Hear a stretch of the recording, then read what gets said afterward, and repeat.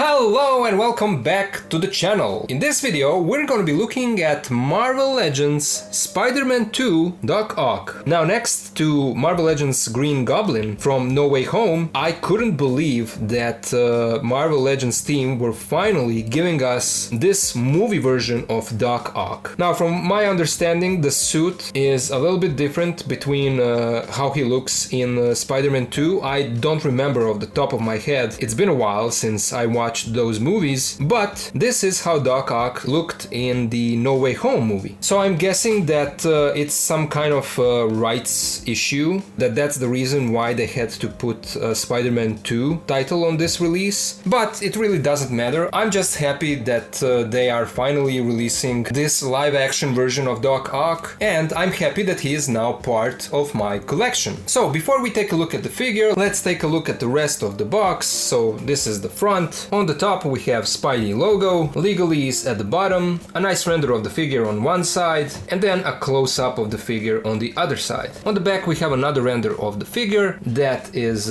posed, and they show you all the accessories that this guy comes with. So that's that. But now let's open this box and let's take a look at the figure. So here is our Doc Ock out of the box, and right away I have to say that I love how this guy turned out. This is a simple pose achieved in only a couple of seconds, and with those tentacles you can get so many dynamic poses, even if the figure itself is posed in a vanilla pose like this. I really love the overall look. I love the proportions. The silhouette looks beautiful, and here is how the figure looks from the side. And all of these tentacles are already connected to the figure. They can't be separated unless you want to break the figure, and they are fully wired, and it's a nice and sturdy and strong wire, so that is good. Here is the back of the figure, and you can see the holes from which the tentacles are coming out, so that is that. But now let's take a closer look at the details. The head sculpt looks phenomenal. I think that they nailed the likeness to the actor from the profile and from the front. It really looks great. And the goggles are connected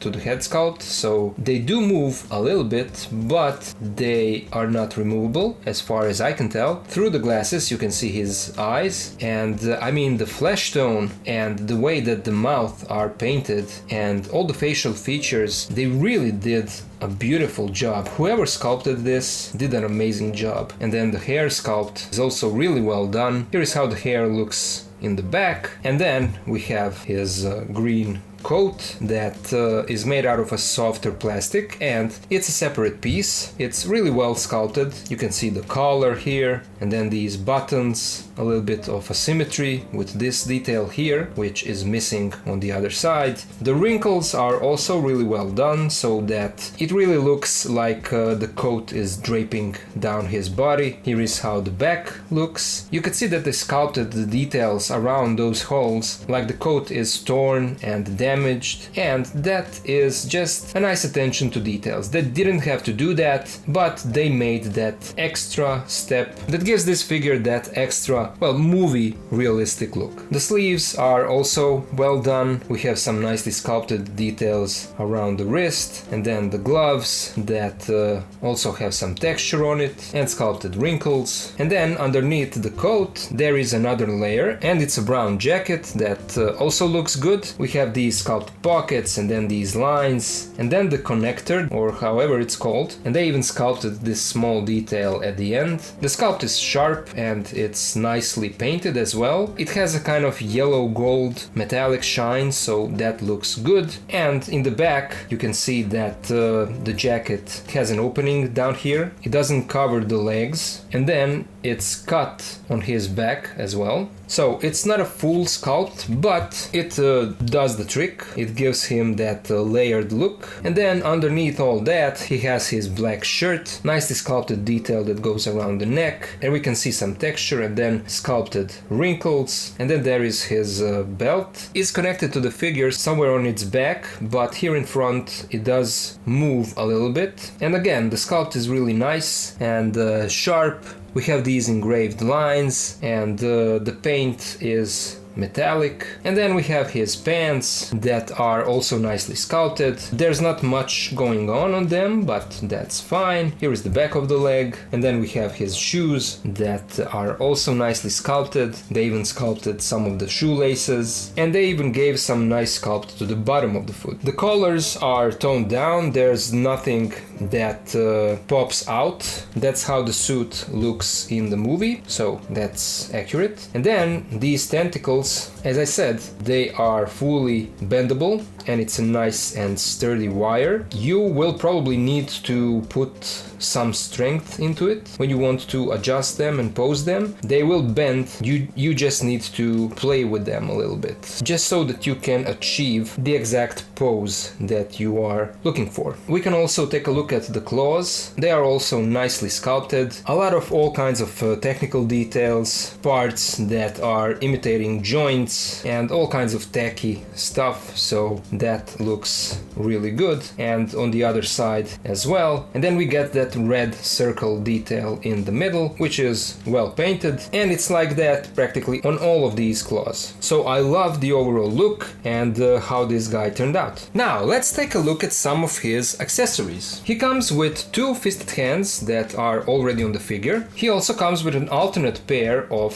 gripping hands. This one is more of a gripping hand, and this one is more like a relaxed or gesturing hand. So you get these two alternate hands, and so they give you some posing options. And then he comes with a pair of huge alternate claw pieces for his tentacles, and these do not articulate. They are molded in this kind of position, and it's a flat position because these two are meant to be used for holding the weight of the figure, for balancing it when you want to pose him like he's using his tentacles for walking, or if you just want to pose him like his tentacles are lifting him in the air, which is kind of an iconic pose for Doc Ock. It's great that they included these, and these are really sturdy pieces. And then you get two other pairs of these claws. You get a pair of claws that also do not articulate. They are sculpted to look like this, like a half claw look. And then you get the third pair of claws which do articulate. They have these three parts. Each of these pieces is on a hinge. You can articulate them separately, and you can fully close them like this, or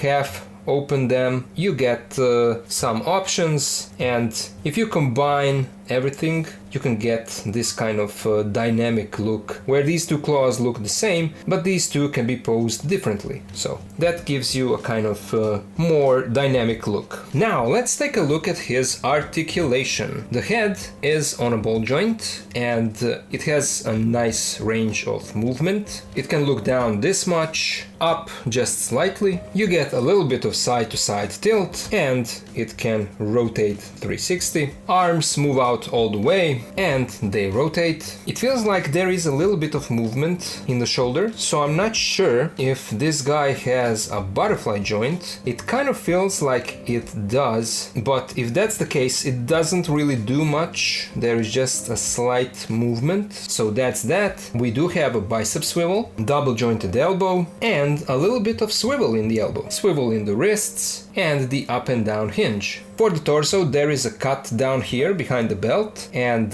it is also behind the point where all of his tentacles are connected to his upper part of the body. So when you turn the figure side to side, the tentacles do not restrict the movement, so that is good. There is a slight tilt side to side. He crunches forward a little bit. Crunching back, you almost get nothing. No drop down in the hips. Legs move out this much. We have a thigh swivel. Forward this much. Back this much. Double jointed pinless knee. There is no swivel in the ankles. Feet move forward just slightly, almost nothing, but back is much better. We get a generous ankle pivot. Pec holds at the bottom of his feet. And then, as I already showed you, all of these tentacles are fully wired and bendable. They are strong and sturdy, so that's good. And then again, as I already showed you, one pair of these claws is is on hinges, so they do articulate. Now let's compare our Doc Ock with some other figures. Here he is with Marvel Legends Green Goblin from No Way Home and Marvel Legends Movie Venom bootleg from AliExpress. Here he is with Marvel Legends Rhino, and this is the retro carded version, and Marvel Legends Juggernaut, another bootleg from AliExpress. And then, to compare him with few different Spider-Man figures, here he is with Marvel Legends Tom Holland upgraded suit Spider-Man, I think. And on the other side we have the same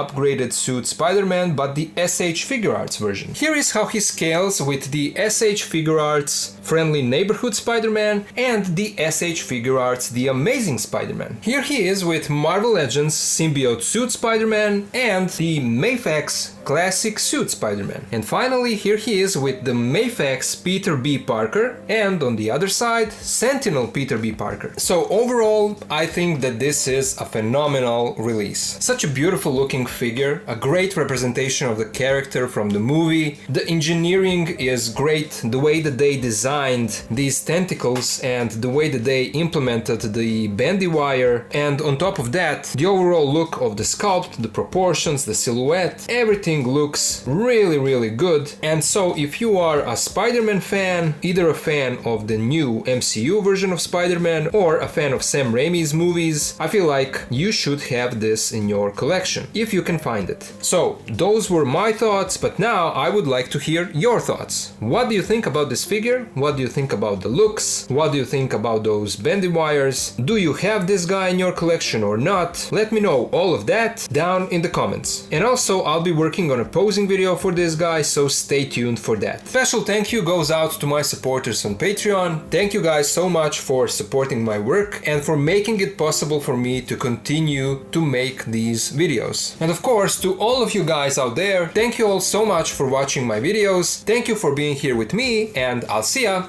in the next one.